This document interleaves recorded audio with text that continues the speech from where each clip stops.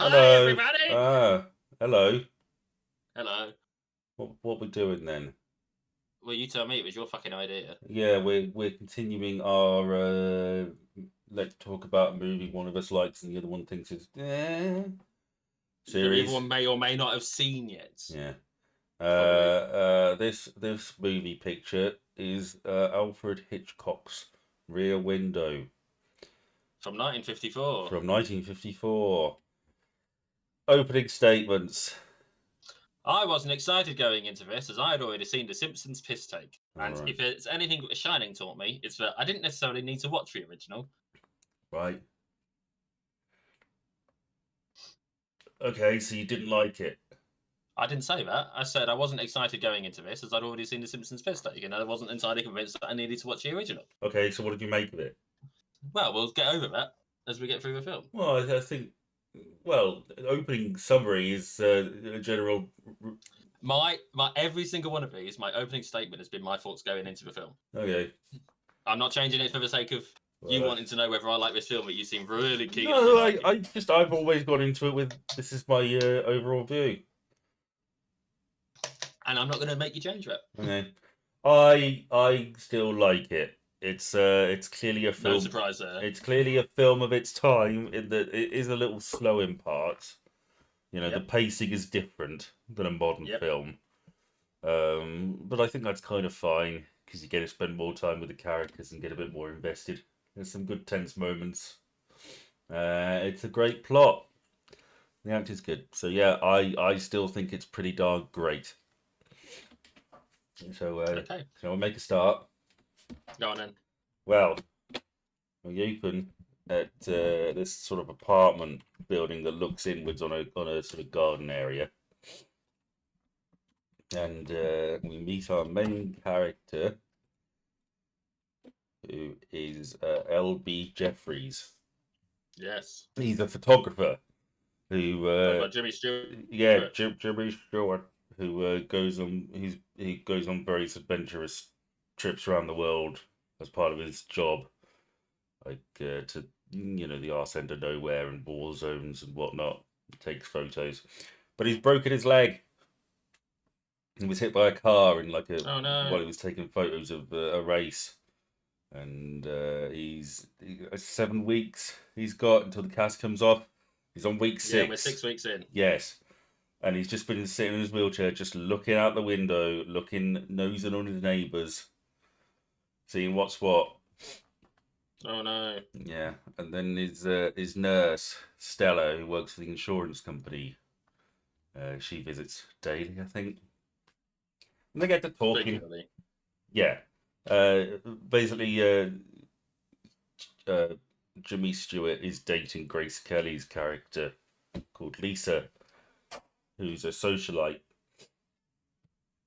and I think she works for like a fashion magazine or something, or she's a buyer for a fashion company.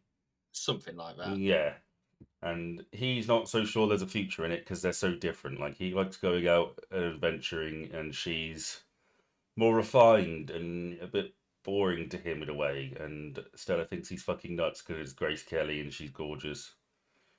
And Well, I mean, to be fair. yeah, and he's never going to find anybody like that again. He's still not sure. Um, Important to note that it's a heat wave, which sort of, Yeah. which sort of um, is a useful tool because it explains why everybody's windows are open and blinds are open. But not for the whole film. Not for the whole film. It's gotten to the point where nobody really cares anymore because it's just too fucking hot to keep things closed. So what are his neighbours? Well, he's got the pianist. Yeah, He's the songwriter. He's yeah, got his cameo yes. clockwinder. Hitchcock shows up to wind his clock. Yeah, Yeah, that caught me off guard a little bit. It's yeah, like, oh my god, is that Hitchcock? yes. Oh He yes, it shows is. up in his films. Yeah, Bit it's a bit self indulgent, isn't it? yeah, he does show up. He always has a little cameo, does Hitch? Yeah, but He's got Miss Lonely Hearts for a woman who's well lonely. She's got no yes, one. yeah. She has a pretend date later on, and Yeah. Bit sad, isn't it? Yeah, I've done that. He's got the newlyweds who spend basically the whole week fucking. Yes. Every time the husband goes to Puts lean the- out the window for a smoke, for- she's like, Harry. For a break, she drags him back for another round. Oh, however will he cope? Yes, it's very much of its time in that regard. You've got you've got the married couple with the dog that sleep on the that's sleeping on a fire escape. Yeah, because it's too hot. Yeah. Yeah, they've got a dog that they lower up and down the in a basket. Yeah. There's the woman that does the artwork who spends a lot of the time sunbathing. She makes a statue called Hunger, I think it is, at one point. Yeah, with a big hole in the middle. Which makes sense, you know. Yeah, artistically, that's legit. It's pretty basic, but yeah, no, that works. And of all the other people that we have any real focus on, it's only really now the primary other residents, I believe. The married couple across the way that have a focus of the movie. Well, you forgot Miss Torso, who's a Oh yes, of course. How professional did I forget dancer her? who everybody pervs on, which How did I forget her? I Of know. all people. which plays into the theme of voyeurism. Yeah. We're all getting off on it.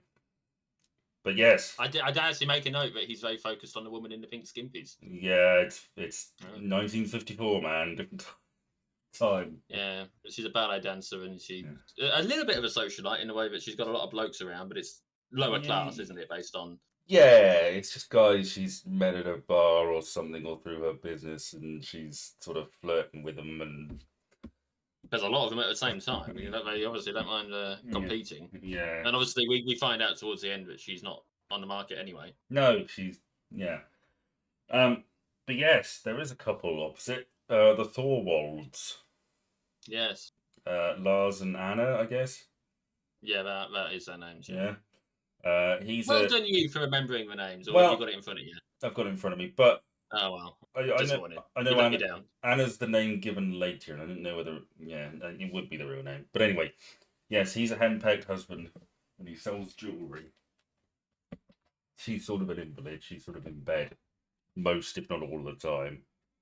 And Jeff watches and sees that he's doing his best, and she's just nagging his fucking ass off like a typical bloody woman. Ugh. From 1954. Yeah. Although I think you'll find that there's a bit of a disparity here because there's a conversation between Jimmy Stewart and Grace Kelly in which he says that wives nag, and she's like, "No, wives discuss." And it's a class difference, isn't it, between? Yes, it's they don't nag anymore. It's called discussing. Yes. It's like, no, it's maybe where you live. Yeah. Yeah, so that doesn't seem to be a happy relationship. And then one night there's a scream. There is, and a smashing of glass of some sort. Yes, and just a little intrigued, but doesn't really see anything, and then falls back to well. I think he goes back to sleep, does he? Or does he stay up? Well, regardless, he sees. Hang on a minute, let me find the. I didn't. Yeah, no, I didn't make a note about the noise. When he sees Thorwald leaving his apartment at like 1 in the morning or 2 in the morning and going away for at various times. He keeps going various... there and coming back, doesn't he? Yes, he's carrying a suitcase, which is apparently the suitcase he uses for his samples. And he's going out in this rainstorm. Then he comes back. He goes again. And he comes back. And Jeff's intrigued, but he falls asleep. And then Thorwald leaves his apartment with a woman. It's worth noting he was on the phone to somebody before.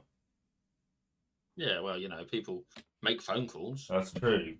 But it's one of those films where it's not necessarily spelled out the exact pattern of what happened, but you can sort of suss it out. Yeah.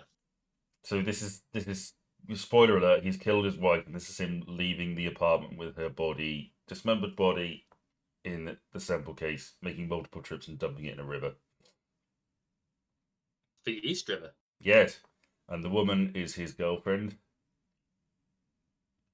Mm-hmm. And she will be playing a part in his scheme. Yeah, so... What? Oh, okay. Well,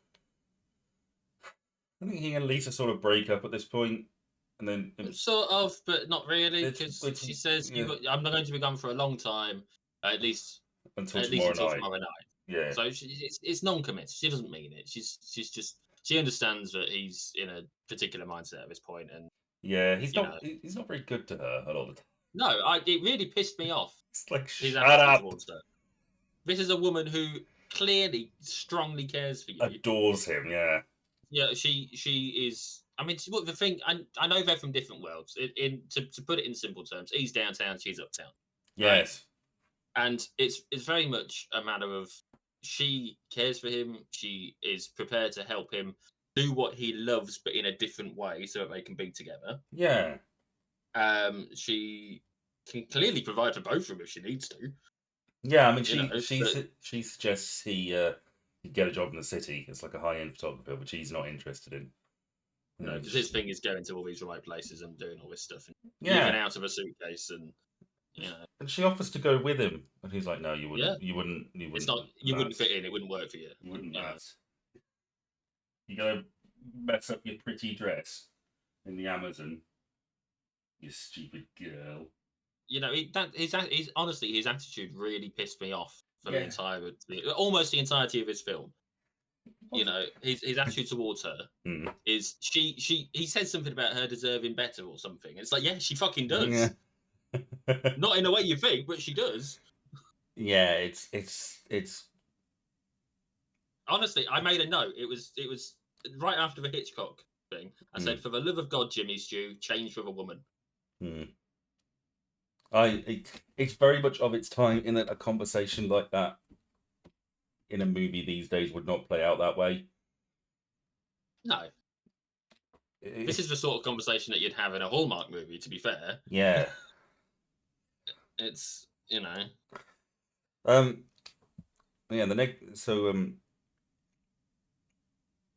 the next morning there's some more discussion about it.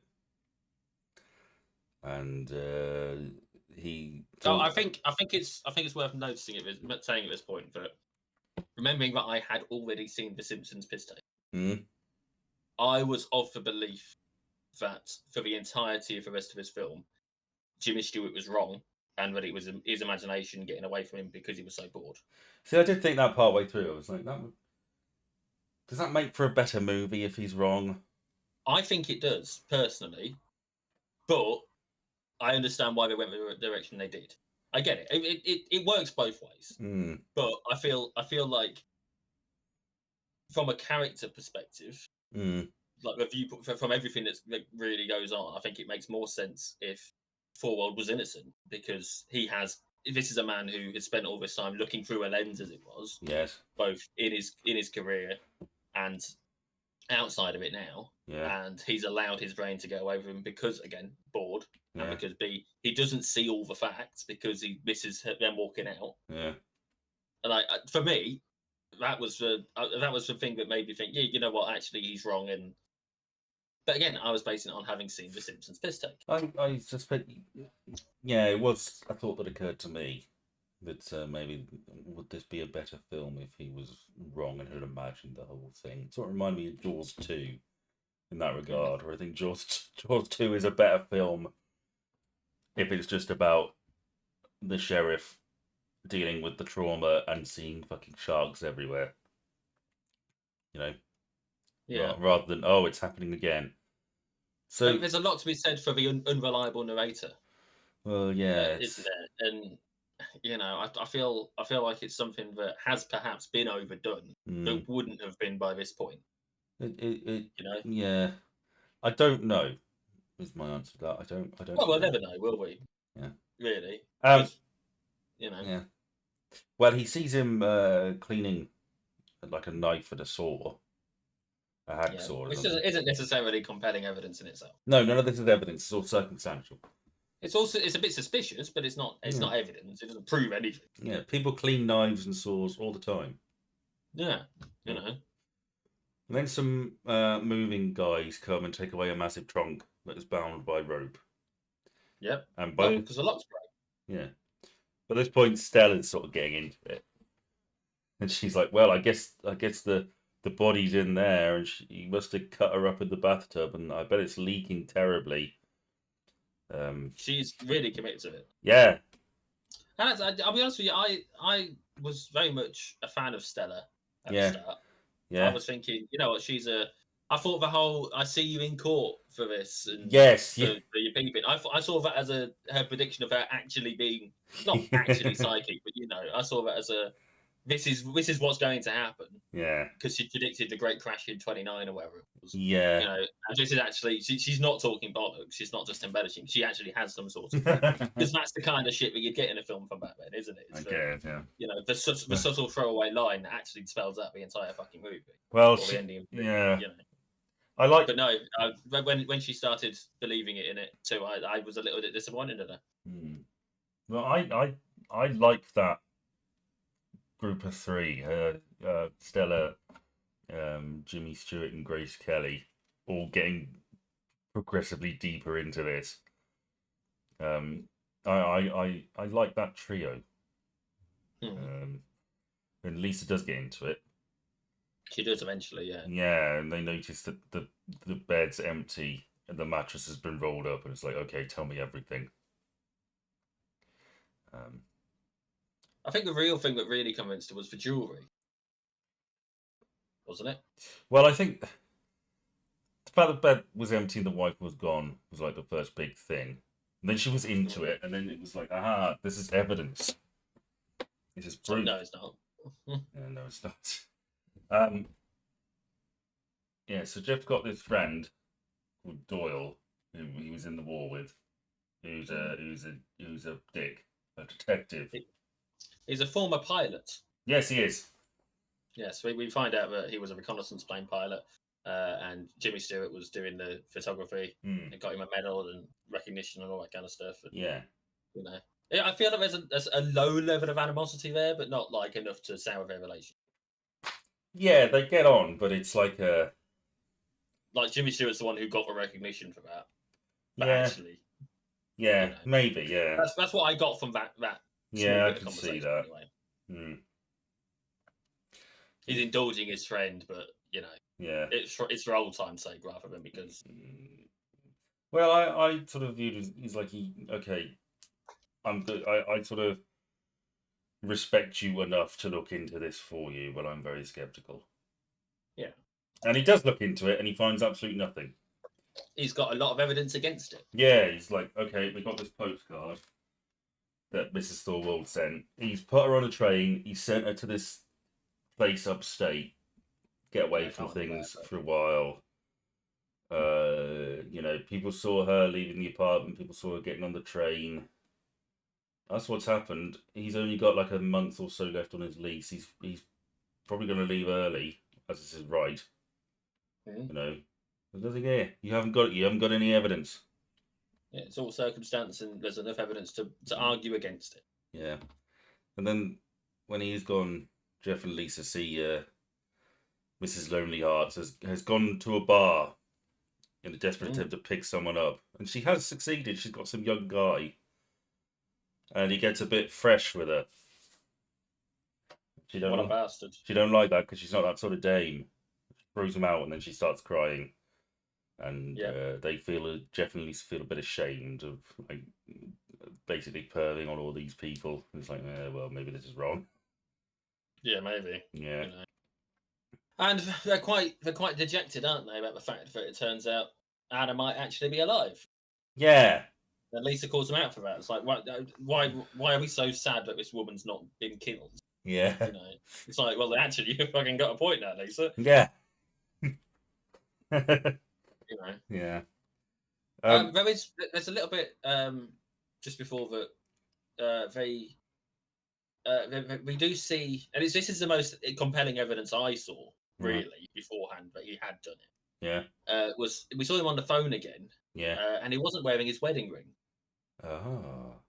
And that seemed more compelling to me than everything else. That's It's all well and good his missus not having the jewelry with her, but him not wearing it is somewhat more. Now he may not have had one anyway. I wasn't paying too much attention beforehand as to what he was on his fingers, right? But he definitely wasn't wearing it when he was on the phone later on, and that made me think, oh, you know what, maybe. See, that's really interesting. I didn't notice that, and it's not referenced in the film, but I like that that's still something they weave into it. He's killed her and taken his wedding ring off because he wants no fucking part of that anymore. Again, he may not have ever been wearing it throughout the film. Yeah, You know, maybe. I don't know, but you would assume. Yeah, good you know. spot.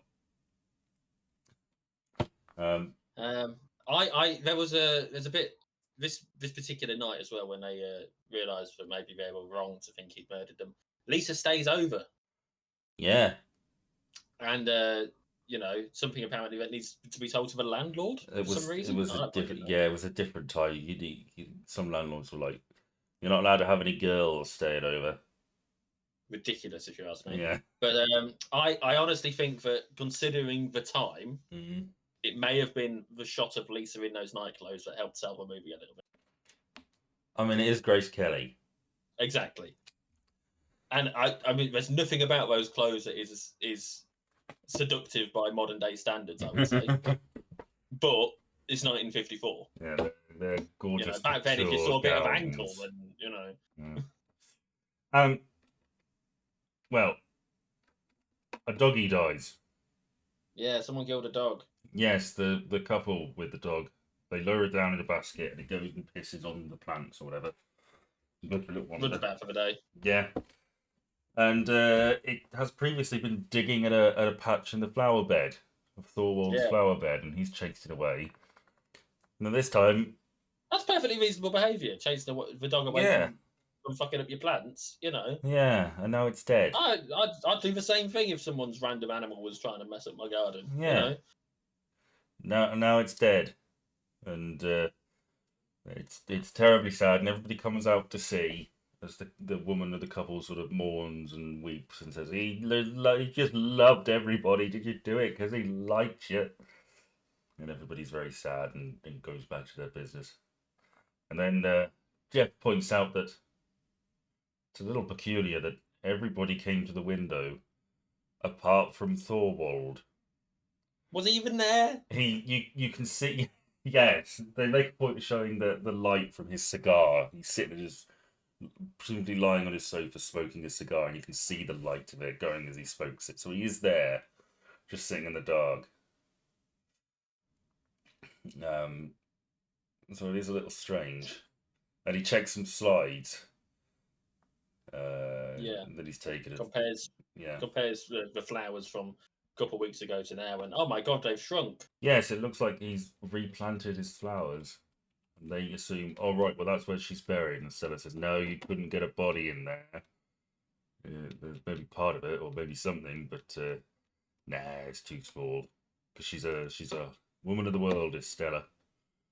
And she knows a lot about things like that. And she's like, no, you couldn't do it. But there's probably something buried in there. So the plan is, Lisa and Stella are going to check this out. They're going to dig it up, but we need to get rid of Thorwald. So what is it they do? They send a note over. Yeah, I think that's just to like freak him out. They send a note over to see what his reaction to the note is. Yeah. And then they end up calling. They are harassing this man. Yeah, potentially. Yeah. No, there's no potentially. They are harassing him. Okay, it's just that in the end, it worked out to be worth it. But, yeah. You know. Yes. And again, I think this is where it maybe works slightly better if maybe he didn't do it and turns out these are the bad guys. But you may, you may be right. They don't find anything.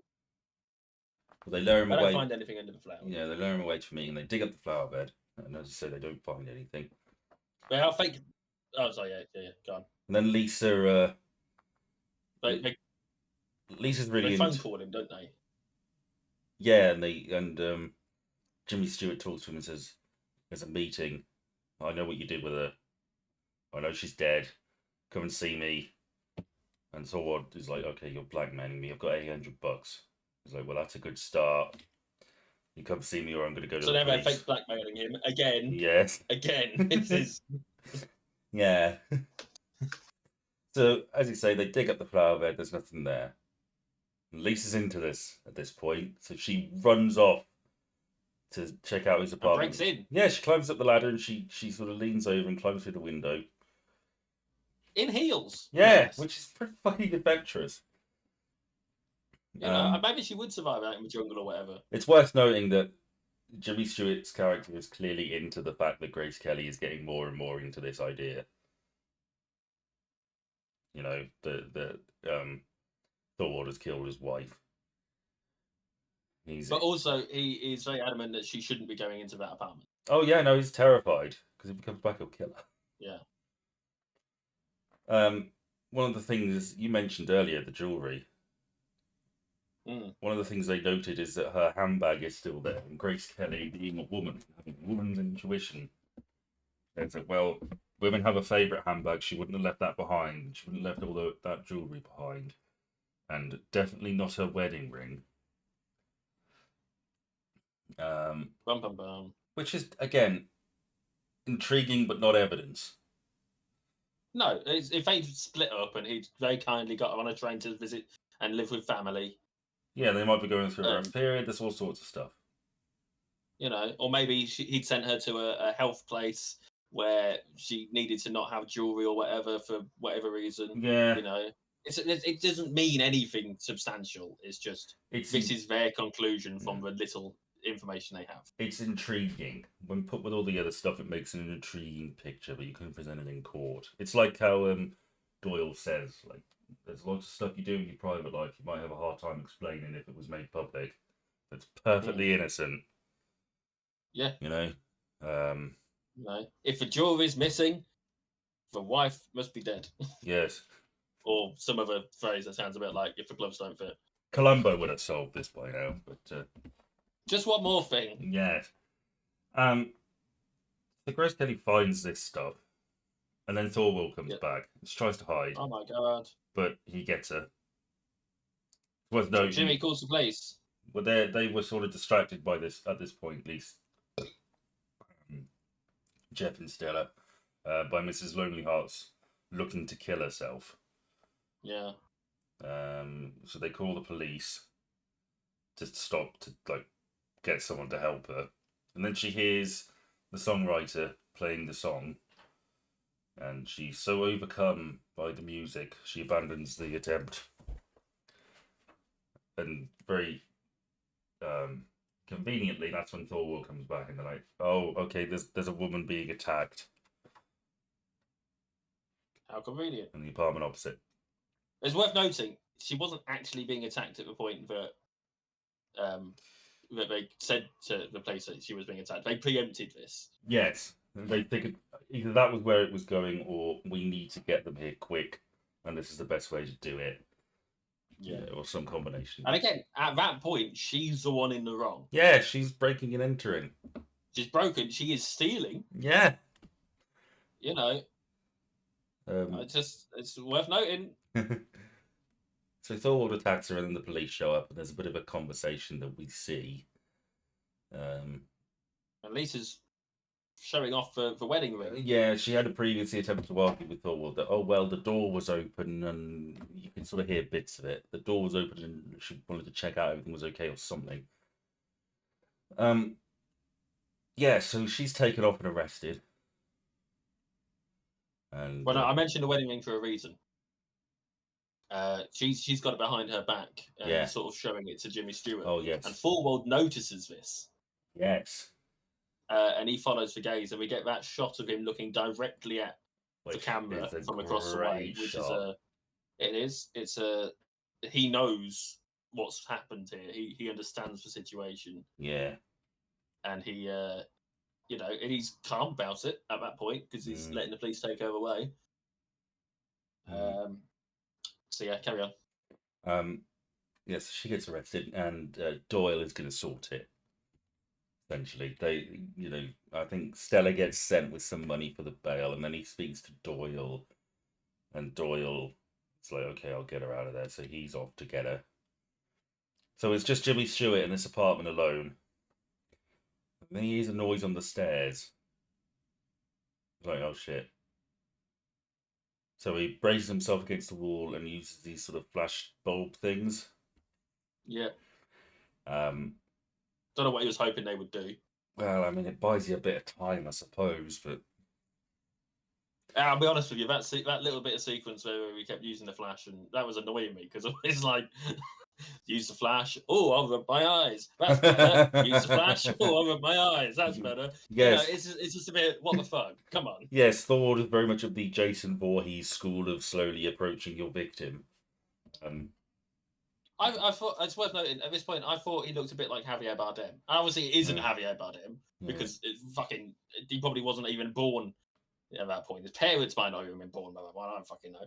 But Javier Bardem there's a similar sort of look between them. I thought. Yeah.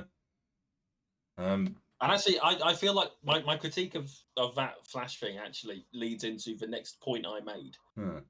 In that seems like a long drawn out bit of approach there. It seems like it went on ridiculously long for flash rub walk situation. And when he does finally reach Jimmy Stewart, they have an altercation. It's a physical struggle. Yeah. And he is trying to throw him out the window. Yeah. And we have footage of everyone running to the scene. Yeah. And it's been sped up. Yes, I noticed that. That was an interesting choice.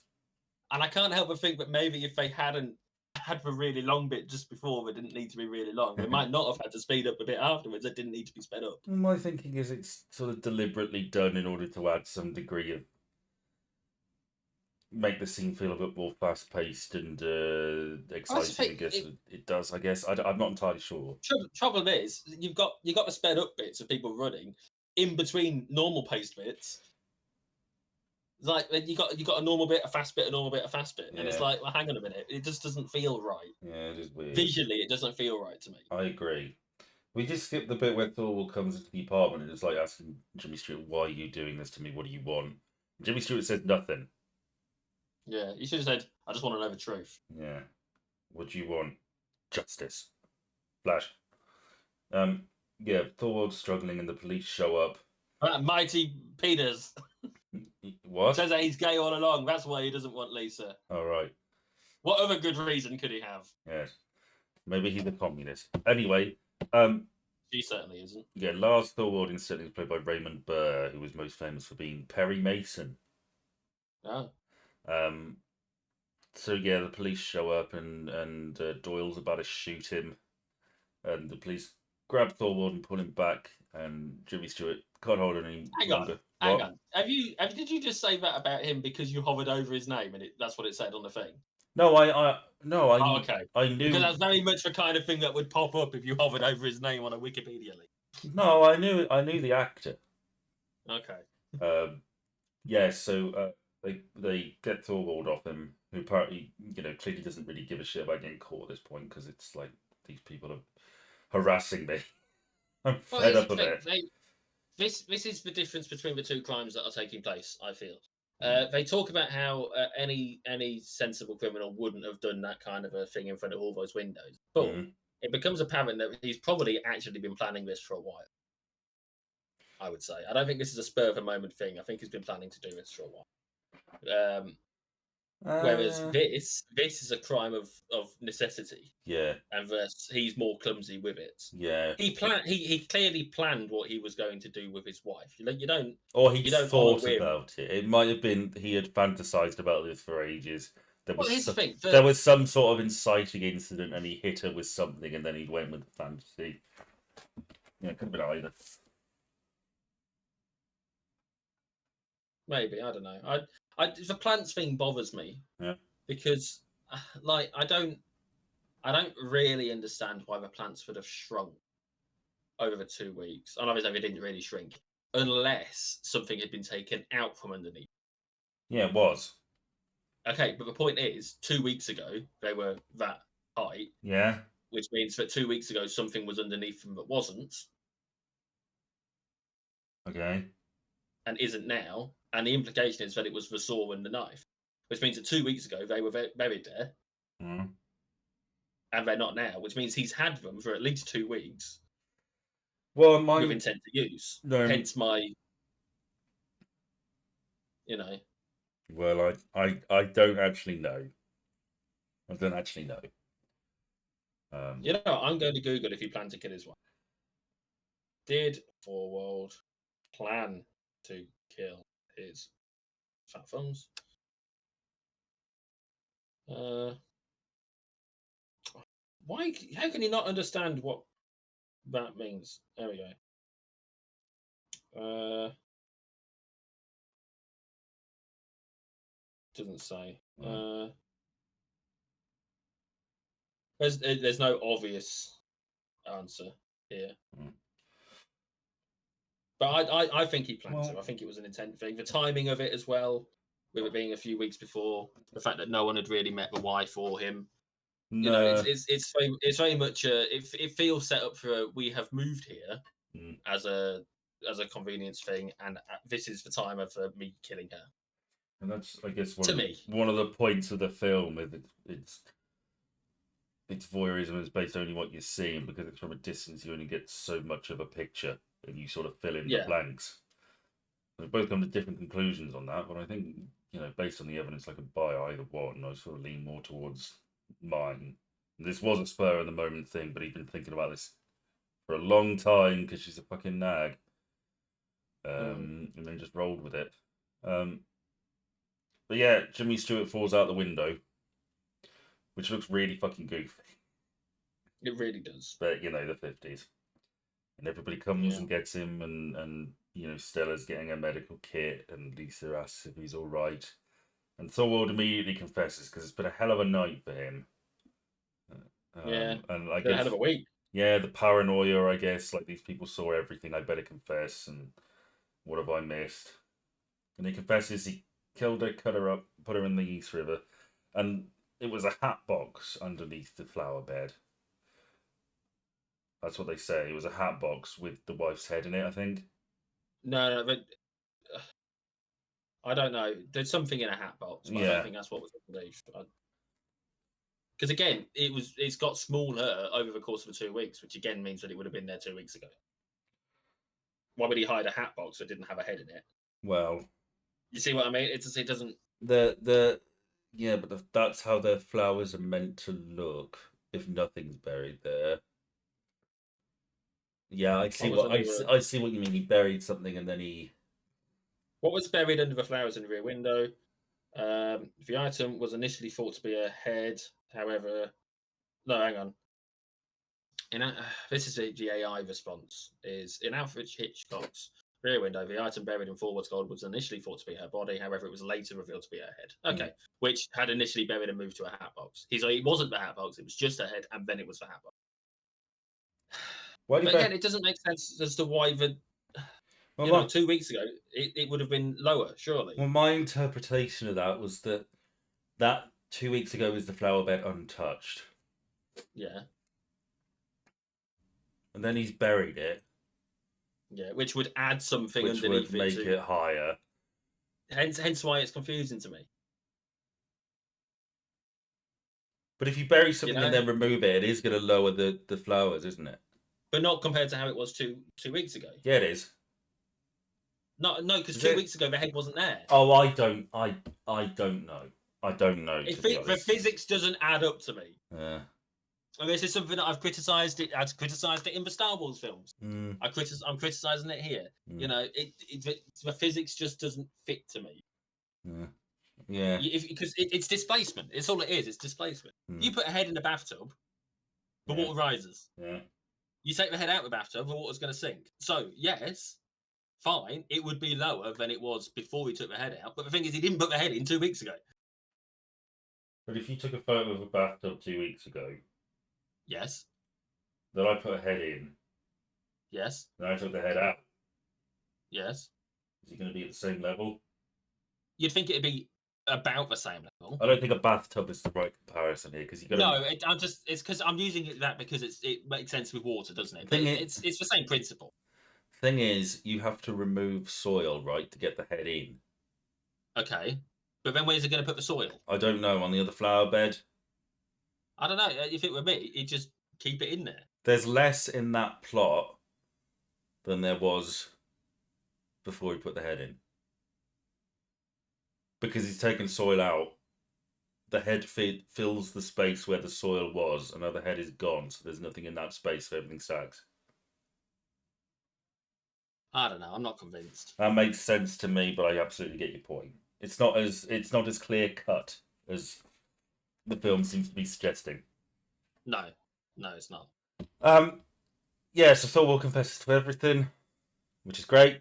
The heat wave stops, everything goes back to normal. And Jimmy Stewart's got 2 broken legs. Yeah. So it's not entirely back to normal. No. So yeah, Mrs. Lonely Hearts is with the songwriter. There's a new puppy. Stanley comes back from the army. Short, fat, glasses wearing Stanley, who's the ballet. I wouldn't say he's fat. Well, he's a little. He's not okay. Yeah, fair enough. Yeah, he's the ballet dancer's boyfriend. Yep. And the newlyweds start arguing. If you told me that you'd quit your job before, we wouldn't have got married or something like that. Yeah. Oh, marriage. But yeah, she's Lisa is lying next to him, and she's reading a book called Beyond the High Himalayas, which is an exploration book. And it's like, oh, she's completely changed. She's come around to his way of thinking, and then she notices he's asleep and starts reading Harper's Bazaar instead. And it's like, oh, not fully. Oh, but it's implied that that relationship is now stronger for their experiences. That she's learned to love the adventurous life, or proven that she can do it, and he's sort of more enamored with her because of it. Yeah. And that's Rear Window. It is. Yeah, I like it. You know what? I wasn't optimistic about it, but I did enjoy it. Good. Yeah, I do think it's great. I mean, it's kind of hard not to enjoy a Hitchcock film a lot of the time because they are really fucking great. And I wasn't either going to do this or Psycho. But you know what? I couldn't get into Psycho. I tried to watch it a few years back, and I just couldn't get into it. I do love Psycho, but it's been a while since I've seen Rear Window.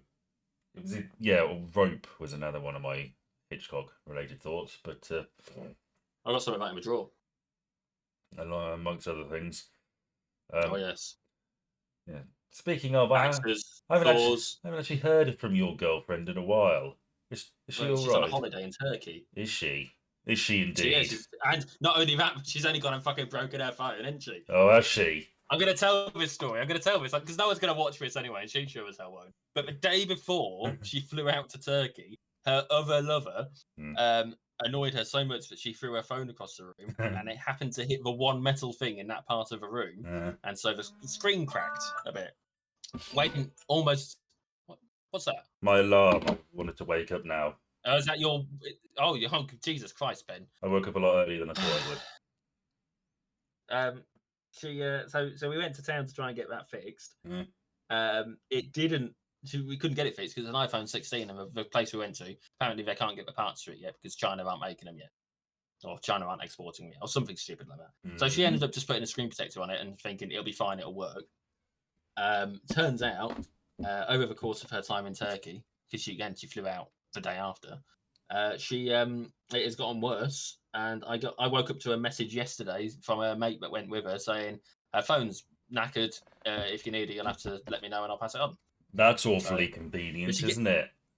But she gets back on Monday, I think it is, and there is a new phone waiting for her on her bed because I had to go around the other day to make sure that someone was there to collect it for her. What a convoluted story. I know, right? I'm not sure I trust it. You couldn't make it up. No, you couldn't make it up. So tell me more about this rope you own in your bedroom. It's cotton stuff, mostly for tying people up and having fucking fun with them. Really?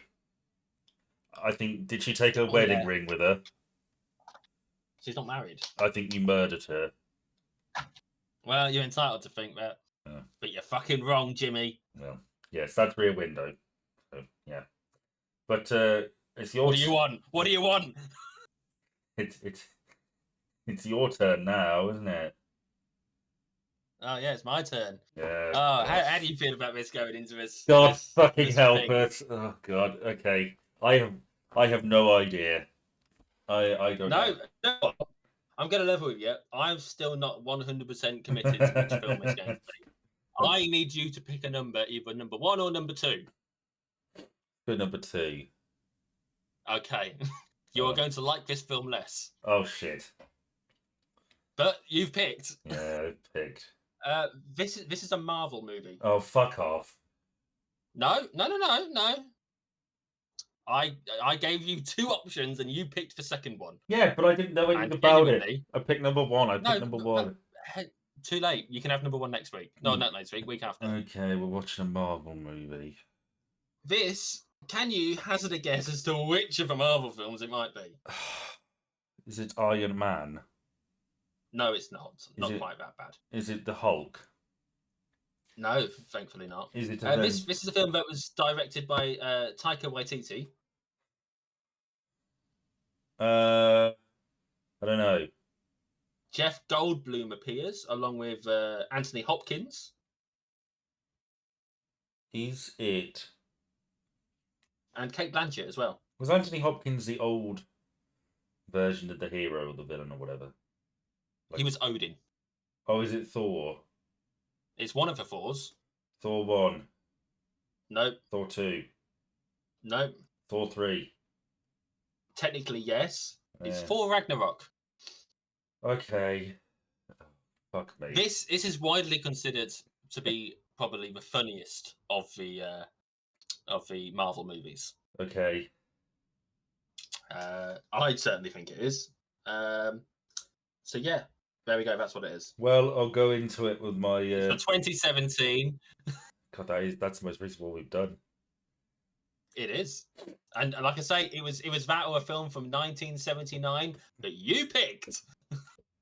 For Rag. It'll be on Disney Plus as well. So.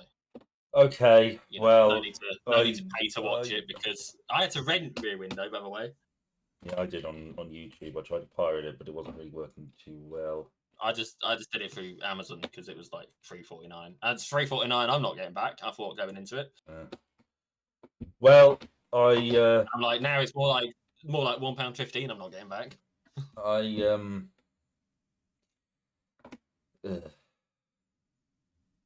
Look, this is the price of this series. And you know what? You might actually. Yeah, look. If there was any Marvel film you were going to enjoy, it's either this one or the first of the Spider-Man with Tom Holland in. Well, to be honest with you. Yeah. Well, I'll give it a go. That's the nature of this series, and we'll see what I make of this. You cut out for me there. You what? We'll see what I make of it. I'm hopeful. And either way, I'm gonna fucking love it. So, yeah, well, I will say though, it is a little over 2 hours, and I apologise for that because I have been critical of some of the movie lengths. Yeah. But you're gonna make me given the comedy of this one, I feel like it might go a bit faster. 2 fucking hours of Marvel. Fuck me. Bye, everyone.